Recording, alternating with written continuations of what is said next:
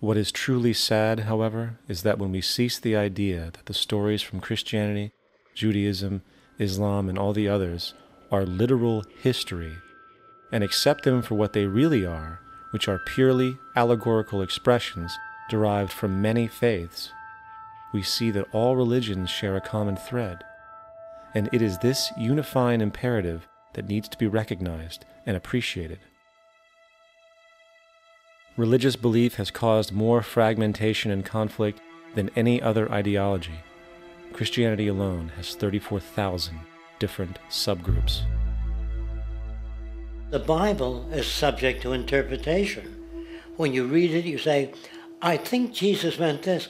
I think Job meant that. Oh no, he meant this. So you have the Lutheran, the Seventh-day Adventist, the Catholic, and a church divided is no church at all.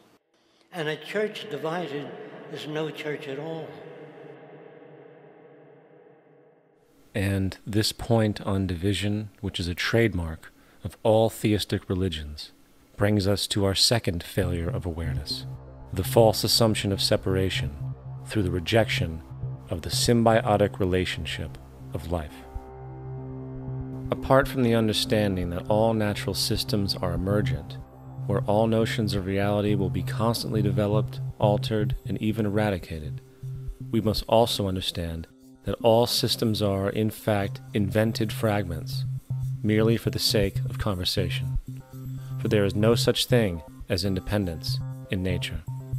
The whole of nature is a unified system of interdependent variables, each a cause and a reaction, existing only as a concentrated whole.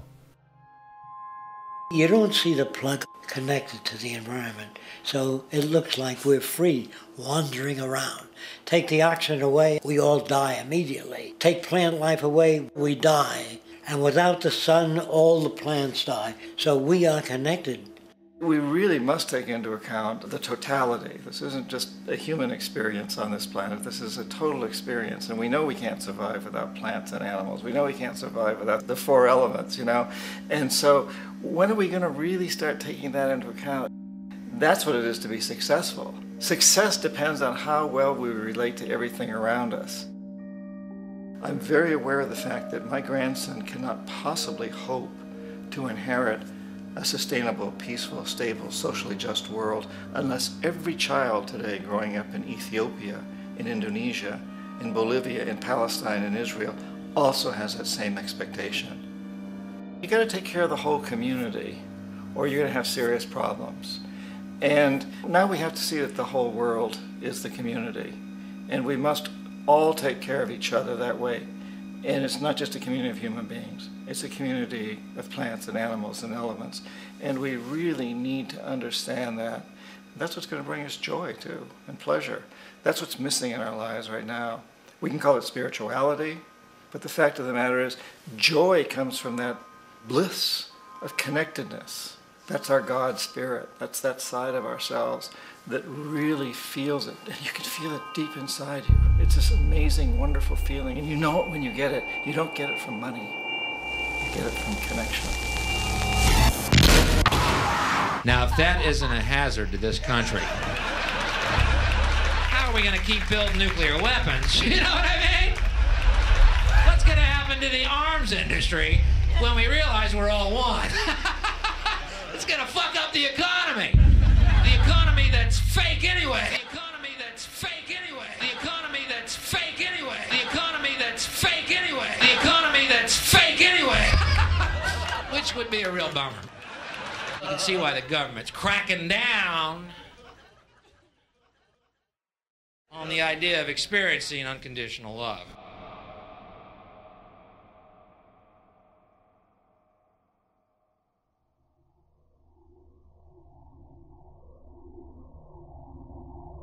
Once we understand that the integrity of our personal existences are completely dependent on the integrity of everything else in our world, we have truly understood the meaning of unconditional love. For love is extensionality, and seeing everything as you and you as everything can have no conditionalities. For, in fact, we are all everything at once.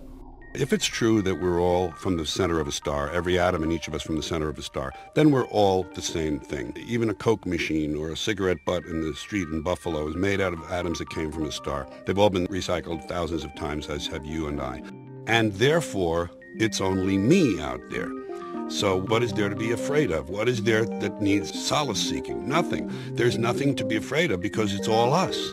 The trouble is we have been separated by being born and given a name and an identity and being individuated. We've been separated from the oneness, and that's what religion exploits, that people have this yearning to be part of the overall one again. So they exploit that. They call it God. They say he has rules. And I think it's cruel. I think you can do it absent religion.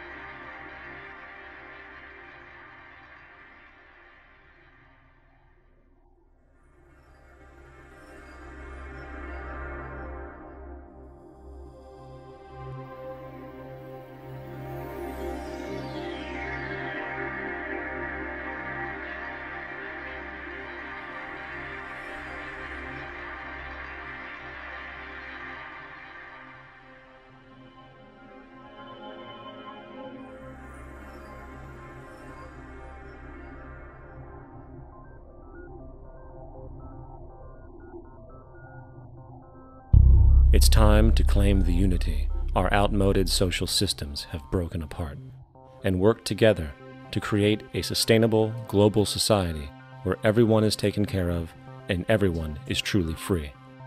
Your personal beliefs, whatever they may be, are meaningless when it comes to the necessities of life. Every human being is born naked, needing warmth, food, water, shelter. Everything else is auxiliary. Therefore, the most important issue at hand is the intelligent management of the Earth's resources. This can never be accomplished in a monetary system, for the pursuit of profit is the pursuit of self-interest, and therefore imbalance is inherent. Simultaneously, politicians are useless, for our true problems in life are technical, not political. Furthermore, ideologies that separate humanity, such as religion, need strong reflection in the community in regard to its value, purpose, and social relevancy. Hopefully, through time, religion will lose its materialism and basis in superstition and move into the useful field of philosophy.